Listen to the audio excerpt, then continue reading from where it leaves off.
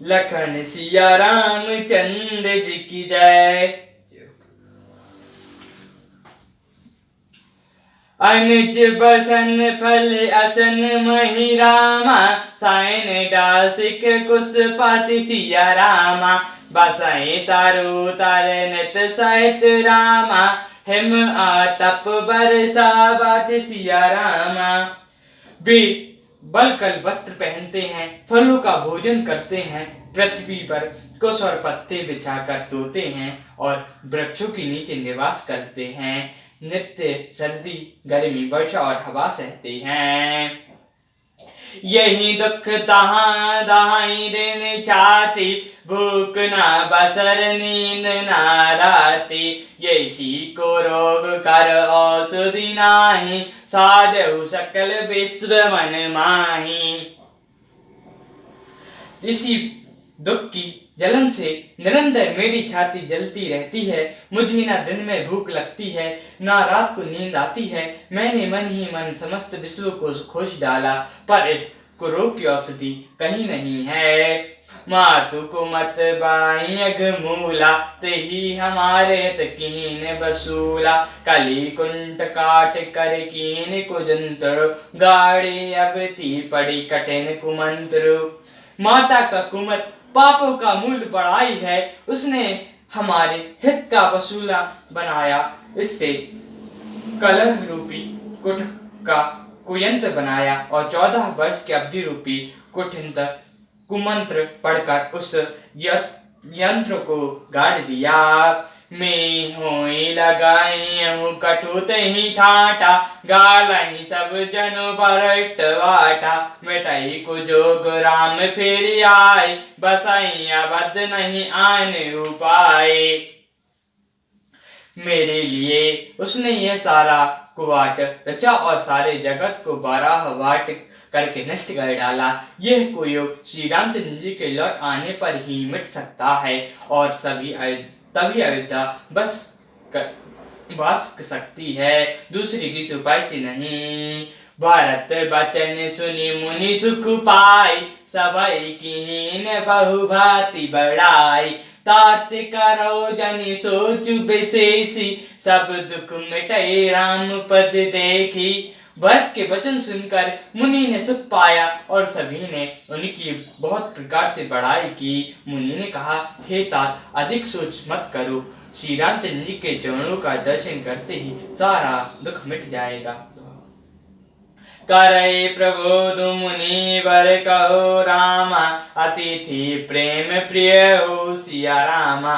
कंद मूल फल फूल हम रामा, देहि लेहूं करेहूं तु सिया रामा। इस प्रकार मुनि श्रेष्ठ भरद्वाज जी ने उनका समाधान करके कहा, अब आप लोग हमारे प्रेम प्रिय अतिथि बनिए और कृपा करके कंदमूल फल फूल जो कुछ हम दे स्वीकार कीजिए। सुनि मुनि बचन भारत ही सोचो, भयो को अब सर कठिन सकोचु। जानी गोरोई गोर गिरा बहोरी, चरण बंदी बोले कर जोरी।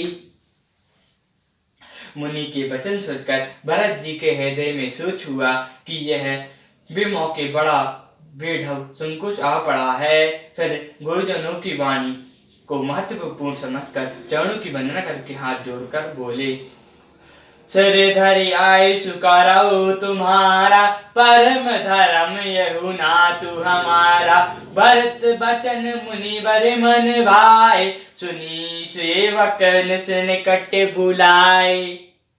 हे नाथ, आपकी आज्ञा को सिर चढ़ाकर उनका पालन करना यह हमारा धर्म है। भरत जी के यह वचन मुनि श्रेष्ठ के मन को अच्छे लगे। उन्होंने विश्वास पात्र सेवक को शिष्यों को पास बुलाया।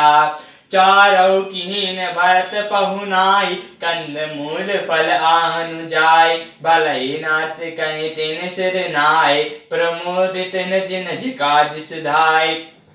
और कहा कि भरत की पहुनाई करनी चाहिए, जाकर कंदमूल फूल फल खाओ।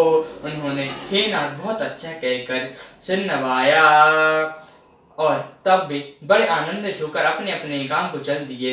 मुनि ही सोच पाओ बड़ नेवता, तसी पूजा चरौ जस देवता सुनीर दिशे दियने अनिमा का दी आई सो कराऊं गोसाई। मुनि को चिंता हुई कि हमने बहुत बड़े मेहमान को न्योता है, अब जैसा देवता हूँ वैसी ही उनकी पूजा भी होनी चाहिए। यह सुनकर रिद्धियां और अणिकमादि सिद्धियां आ गईं और बोली, हे गोसाई, जो आपकी आज्ञा हो सो हम करें। राम परा व्याकुल भरतु रामा सनुज सहित समाज सिया रामा पहुनाई करौ हर सुश्रम रामा कहा मुदित मुनिराज सिया रामा।